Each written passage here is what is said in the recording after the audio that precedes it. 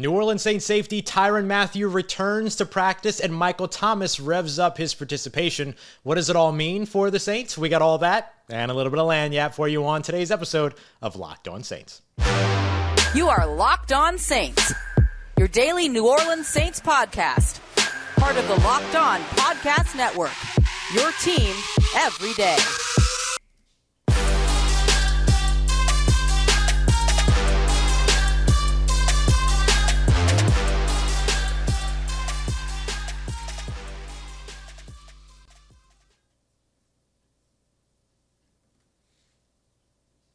What is good, Who Dat Nation and Who Dat family? Welcome into another episode of Locked On Saints, your daily podcast covering your favorite team, the New Orleans Saints, part of Locked On Podcast Network, your team every day. Thanks so much as always. Make Locked On Saints your first listen of the day every day. Don't forget we're free and available on all podcast apps and here on YouTube as well. And I'm your host, Ross Jackson, at Ross Jackson Nola on Twitter, your New Orleans Saints expert, credentialed member of the media. You can find me every day over at USA Today's Saints Wire, Tuesdays on Locked On NFL, and here with you every single Monday through Friday on Locked On Saints. And we're here for another live episode of Locked On Saints here on the Locked On Saints YouTube page. Big thank you to everybody who is here, dropping comments and likes and all of that here in the chat. Appreciate y'all for being here. Again, we're doing 2 episodes a day while the New Orleans Saints are in training camp. If you're here watching live, make sure you drop that your team every day in the chat. I see you, Mr. Jerry, already getting it started. I appreciate y'all so much for being here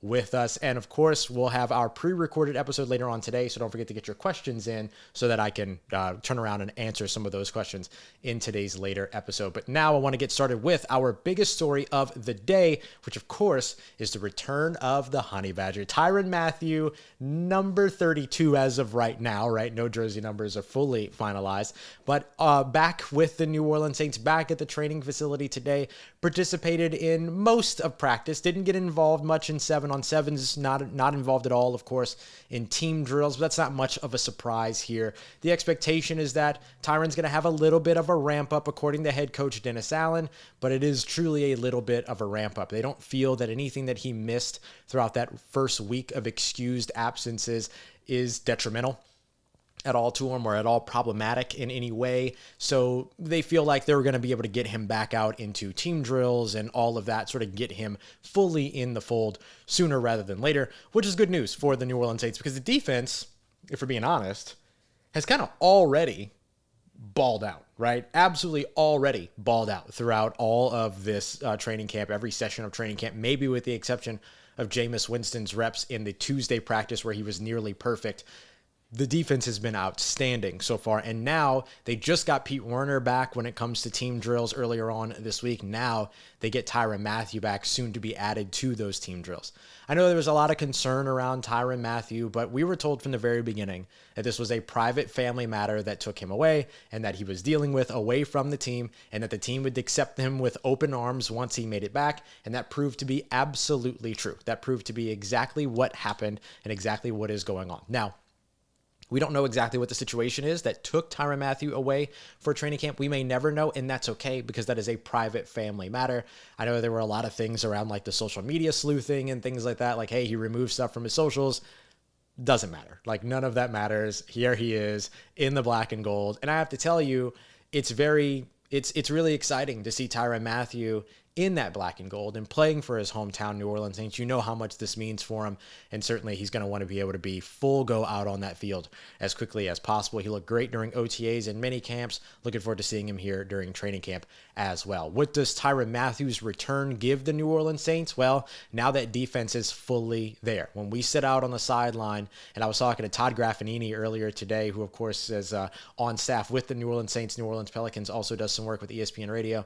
And, you know, he walks over to me and he kind of goes, hey, that's the defense right there. That's the feeling, right? The defense is here now for the New Orleans Saints. And of course, they had a little bit of disappointing news yesterday, Smoke Monday, having that what's being considered or being, I guess, is expected, or the concern is that a significant knee injury. We don't know for sure yet. Dennis Allen was asked for an update on that today. They don't have one at this time. But now you start to see, Tyrann Mathieu comes back, and you still see the safety room that includes Tyrann Mathieu Marcus May. CJ Garner Johnson is, one of those guys you can utilize at that position as well. PJ Williams, JT Gray, Bryce Thompson, Daniel Sorensen. This team at safety is still very deep. And getting Tyrann Mathieu back really shows you what you're going to get. The other piece that this gives the New Orleans Saints is that they finally get sort of, to go back to the Drew Brees days, time on task with Marcus May and Tyrann Mathieu at that all too important safety position for the New Orleans Saints. So Tyrann Mathieu is back in the building. We'll see how long the ramp up goes and how long it is until he's back making plays during team drills. Doesn't sound like that's going to be very long at all, though. So we'll see how all of that continues to progress. But good news for the New Orleans Saints to have the Honey Badger back in the building on Airline Drive. Speaking of back in the building on Airline Drive, we were all very surprised the first day of camp to see Michael Thomas out on the field, getting some reps, running some routes, catching some passes. But since the beginning of camp, what we've seen from Michael Thomas is pretty consistent. He participates in walkthroughs. He participates in individual drills. He participates in position drills, but then doesn't participate in 7-on-7s and team drills. We saw that change today as he participated and competed quite a bit in 7-on-7s. Three things that you need to know about Michael Thomas participating in 7-on-7s. The first of which is that the man can still run a route. I mean, he is cutting extremely well. He's maybe not going fully as violently as he usually does in terms of his cuts, but hey, he's still getting it there and he's still getting a lot of work in there. He is still somebody that does not have any trouble creating separation. That's number one. Number two, he was targeted 3 times. He caught 3 times. A 100% catch percentage for Michael Thomas is not out of the ordinary at all. He had 2 targets from Jameis Winston, which are actually the first throws of 7-on-7s back-to-back. And then he also had a pitch and catch from Andy Dalton in sort of the second team drills as he stayed on the field to continue to get some work. So great to see Michael Thomas continue to ramp up. The third piece is that he's still able to make the contested catches and be physical at the catch point. There were times where he was blanketed by a defender, whether it be Paulson Adebo or Alontae Taylor or Bradley Roby or whomever was in coverage when he made his catches. And there were times where a guy like Paulson Adebo, for instance, was all over him, and he was still able to fight through and make those catches. So you see his fearlessness when it comes to the trust in his body, that his body can make the cuts that he needs to make. You see the ability to get open. You see the trust from the quarterbacks, and you're seeing his ability to still make contested catches as well. Michael Thomas is back in the building, which is huge for the New Orleans Saints. Now, we'll see soon how long it takes for him to get fully ramped up to the point where he's participating full go in team drills. But hey, even just seeing him get up to 7-on-7s and making those physical catches, fighting off defenders, making those cuts, running those routes, going full speed and with full intensity like you expect to see from Michael Thomas, that's all plus news for Michael Thomas and the New Orleans Saints. Now, today's practice wasn't fully positive. There were some things that didn't necessarily go the way you expected. Trevor Penning and Malcolm Roach were actually sent out of practice today after a scuffle.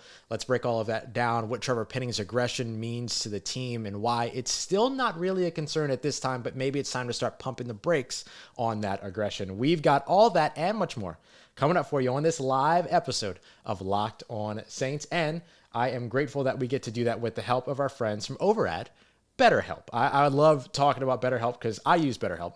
I'm pretty open about my therapy and everything. And BetterHelp has been really, really, really, forgive the phrase, helpful throughout all of this because of how easy it is to get matched up with somebody that's a good fit for you. You go to the website, you answer some questions about yourself, and then they actually pair you. They take the time to pair you with a therapist that's going to be a good fit for you. And they understand that that might take more than one shot, right? You need to get reps in this game. And so if you ever need to change therapists or anything like that, you can do that free of charge as well. And it's super easy to schedule weekly sessions, whether they be by video, or if you don't even want to show your face, you can do them by phone, even live chat as well. And you can schedule everything either through the website, on your laptop, or on your phone as well. So there's a lot of really cool stuff, and the website's really easy to get through, really easy to navigate. It's a very comfortable experience for you because sometimes it can be tough to admit when you're looking for that kind of help, but then even harder to find the right help once you get there. That's where BetterHelp has been massively successful and impactful for me. And now they have a special offer exclusively for our Locked On Sports listeners. You can get 10% off of your first month at betterhelp.com/lockedon. You can see the link right down here. That's 10% off of your first month of online therapy at betterhelp.com/lockedon. All right, family, we're continuing on with today's episode of Locked On Saints. All the big news, of course, going on with the New Orleans Saints when it comes to Tyrann Mathieu returning to practice, Michael Thomas revving up all of his participation in practice. This is all great news for New Orleans. So I appreciate you so much for being here with us for another live episode as we're breaking it all down here on Locked On Saints and for making Locked On Saints your first listen of the day. Thanks to everybody who's here live. What's going on? Who dat, everybody? If you've got questions in the chat, make sure that you drop them in chat. If you're watching live, make sure you get that Your Team Every Day in as well. We are here to now take a look at maybe what was, I don't want to call it a low light in practice, but certainly something that Dennis Allen wasn't very happy about. Maybe the team wouldn't be very happy about. For the third day in a row, Trevor Penning gets into a scuffle. From my recollection, it's been 4 scuffles over the course of those 3 days. If I remember correctly, he got into it with one of the defensive ends, I think Scott Patchen, and then also JT Gray in Tuesday's practice. But today, things kind of went a little bit over the top. And one of the things that I wrote over at Saints Wire, which is USA Today site that I write for, in yesterday's observations is that it's okay to have that type of aggression, to have that type of like playing through the echo of the whistle style until it becomes a distraction. And today, it might have become just a little bit too much of a distraction. Trevor Penning, Malcolm Roach, they get locked up in a rep. Trevor Penning takes Malcolm Roach all the way to the ground. Remember, this is, or they get to the ground somehow, right? They end up on the ground. But remember that these aren't padded practices. These aren't full contact practices. These guys are in shorts and shells in this situation. So they end up on the ground. Somebody else jumps in. I don't know who it was. None of us can figure out who it was. But somebody else jumps in, and then all of a sudden the entire team is kind of in this like scrum pile in the middle of the field. Now, they were all trying to break everything up. They were trying to get everything to stop. This wasn't like an offense waging war on the defense side or vice versa or anything like that. It didn't turn into a West Side Story situation here. But it certainly provided a little bit of caution now around Trevor Penning's play style, Trevor Penning's attitude, Trevor Penning's sort of willingness to play through the whistle, but not just on Trevor Penning, right? We can't put all of this on him. Also, players responding to his aggression and his play style as well. So it just puts a little bit of caution on all of this. Everything got broken up. Very, very soon after that, you saw Trevor Penning and Malcolm Roach exiting the indoor facility. So they had been removed from practice. Dennis Allen confirmed after practice in his post-practice presser that he did indeed send them in after that took place, basically saying like there's no room and there's no time for that stuff.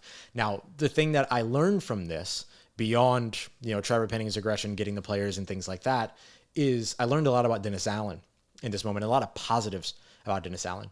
Dennis Allen very quickly broke all of this up and then moved practice along and, got those guys away and then continued getting practice together. Jameis Winston, a big sort of orchestrator in that as well.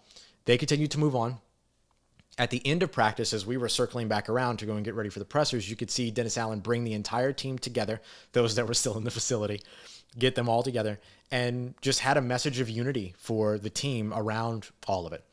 And he talked about after practice during his presser that he would have a later conversation with Penning and Roach and everything, but really good leadership, really good just head coaching from the head coach, which is what you want to see, right? It wasn't a situation to where he got out there and was like yelling and screaming or like going in on anybody or anything individually or anything like that. Like he's going to talk to those guys privately off to the side. He brought together the team, had a really nice message for everybody about, unity and playing together and remembering, all of these other things. I don't want to get into his exact quotes, but it was a good display of leadership and a good display of also the team's respect for Dennis Allen.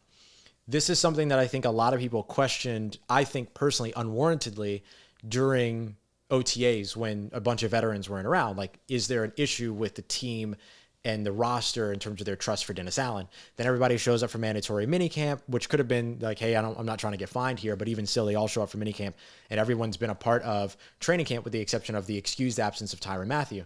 And then you see something like this where Dennis Allen's able to bring everybody together. You can see the strides that have been made in terms of maybe where people thought Dennis Allen was without the information. Now we have the information, we're getting to see it in terms of where Dennis Allen actually is. So really, really good response, I thought, by Dennis Allen. Really, really good response by the rest of the team to continue to move forward after all that as well. So the next thing is what happens next, right? It's not what you do wrong, it's what you do next. So does Trevor Penning come back tomorrow and find a way to play as violently as an offensive lineman needs to play, but without drawing that kind of attention to himself? That would certainly be a good bit of growth for him going into next practice. So we'll see how all of that goes, but an interesting situation that sort of unfolded, but was quickly squashed, quickly taken care of, and I think very well managed by Dennis Allen and the New Orleans Saints as a whole. Okay, before we get to attendance and everything to wrap up today's show, I want to talk about one-on-ones. We got some wide receiver and cornerback one-on-ones today, and I just want to go over 3 sort of stars of the one-on-ones that we saw, not including Paulson Adebo. So Paulson Adebo had a pass breakup. Bradley Roby had a pass breakup, and Alontae Taylor all had pass breakups in their about 3 reps when it came to one-on-ones. But only one defender got 4 reps, and only one of them had more than 1 win, and it was Bryce Thompson. And I want to tell you about one thing in particular that Bryce Thompson did that I thought was really, really good. Bryce Thompson's ability to win in one-on-ones was kind of contingent upon his ability to get his hands on the wide receiver at the line of scrimmage. He is incredibly physical, and he showed you that. There was one rep that he took against Aesop Winston, the wide receiver, that was basically Aesop comes off the line, and Bryce Thompson just puts a hand in his chest, effectively, like hand checks him all the way down to the ground. And basically just said, okay, I won that rep, and then just let Aesop Winston got back up and then started to finish running his route. And Bryce Thompson was just like, okay, go ahead, do what you got to do. And CJ Garner Johnson came out on the field and he was cheering him on and everything like that. Bryce Thompson won that rep immediately. Thompson's ability at the line of scrimmage as a jammer is pretty remarkable. Now, the only thing was that when he didn't get his hands reliably on a wide receiver, those wide receivers ended up getting past him. The wide receiver that stood out the most throughout one-on-ones was Chris Olave.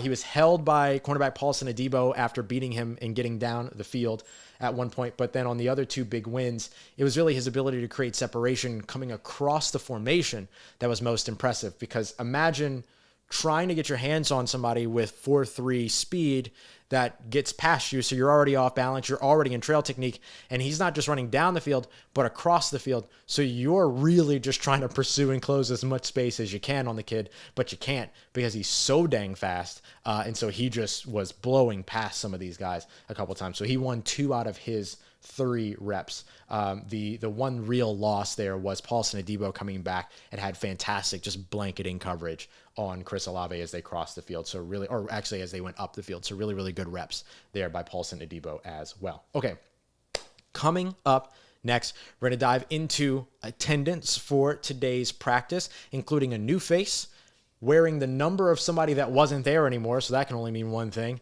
And then what's going on with CJ Garner Johnson, who hasn't been participating as much in drills. Now we understand why. Well, I'll let you know why that is as we continue on and wrap up today's episode of Locked On Saints. But first, I want to tell you about our friends over at BetOnline. Win totals, game spreads, player props, end-of-year awards, whatever it is that you're looking for, even Super Bowl matchups, you can find over at BetOnline. That's just the NFL side. You'd also look at NBA, NHL, MLB. They've got esports, horse racing, combat sports, and golf as well. They have so much stuff. I keep saying I won't be surprised once Drew Brees really picks it up. I won't be surprised if we start seeing pickleball on there. You know what I'm saying? But they've got a bunch over at BetOnline, and it's not just about placing your bets. They also have sports wagering information, podcasts, articles, everything so that you can keep up with all the trends and action from your mobile device or your laptop, wherever it is that you prefer to check out the site. You can find it over at BetOnline, where the game starts. Let's get it, Who Dat Nation. We are wrapping up today's episode of Locked On Saints with our look at attendance in this one. I want to open up the attendance here by talking a little bit about, or breaking down sort of the situation around CJ Garner Johnson.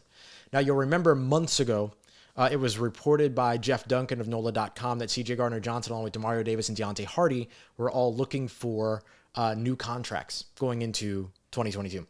Demario Davis gets his contract extension, right? He's now a New Orleans Saint through 2024. Nothing seems that most of the reports per guys like Nick Underhill over at New Orleans Football, when it comes to Deontay Hardy, that they're still far apart on all of that.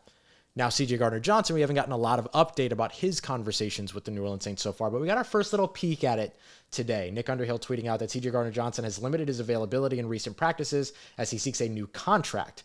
So this is a part of what we've seen over the course of the past couple of days. I actually wrote down in my attendance observations today that it was a light day for Jarvis Landry and a light day for Marshawn Lattimore. And then also wrote down that it was a light day for CJ Garner Johnson, but that wasn't necessarily the case. It seems instead that he's limiting his participation while they work on the new deal, which makes a lot of sense. He was out there for walkthroughs. He did a couple of individual drills, things like that. But for the most part, he was on the sideline being a good teammate, cheering on everybody. Like I mentioned, he was right there with Bryce Thompson when Bryce Thompson massively won that rep against Aesop Winston, all of that. But the thing now to watch is the participation in 7-on-7s and team drills. You want to get this guy out there getting those in here eventually. And so there's going to be a kind of a balance that has to be walked about, like, yes, get your money, but also can you be ready for the season? And I think CJ Garner Johnson trusts his ability to be able to do both of those things. So will he get a contract before the season begins? We don't know that just yet. Certainly it would make sense for both sides to get that done. I mean, CJ Garner Johnson has been a huge piece of the success of the New Orleans Saints defense. So it seems to me that the team should be willing to hand over a contract extension, but maybe it's just the terms and conditions around that become the kind of sticking point. So we'll see how all of it goes. But CJ Garner Johnson currently not participating in, it seems like 7-on-7 and team drills, because why would he, right? You could get hurt on this contract while you're trying to get more money. Doesn't make a lot of sense. Okay. Everything else in terms of attendance. Here is the list of players that we did not see at today's practice, and then we'll come back to a couple of details here. Taysom Hill, of course, Dylan Mabin. This is his second practice that he's missed. Smoke Monday, as we mentioned, we believe that he suffered a, quote, significant knee injury, according to Garofalo over at NFL Network. That was rough to say for some reason. Nick Kroll was not out there. Oh, I said Nick. Lucas Kroll was not out there today. Tight end Brandon Dillon was not out there today. Rashid Shaheed, Marcus Davenport, and Peyton Turner also remain absent. Now, I want to go back to Brandon Dillon because there's an interesting detail here.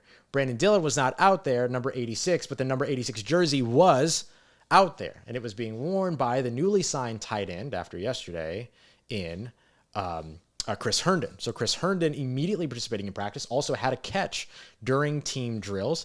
Didn't look bad. You know, he didn't get a lot of reps, of course, in those situations because this was his first practice ever with the team, but didn't look bad at all. So definitely somebody to keep an eye out on. He is a good pass catching threat. As we mentioned in yesterday's episode, talking about the signing, he had a really, really nice rookie season with over 500 receiving yards, had a nice season 2 seasons ago with around 298 receiving yards. Didn't get a lot of opportunities after he was acquired by the Minnesota Vikings, however. So maybe there's an opportunity for him here when it comes to preseason, or of course, when it comes to at least getting some opportunities here in training camp. Jerry, I need you to take care of that in the chat for me.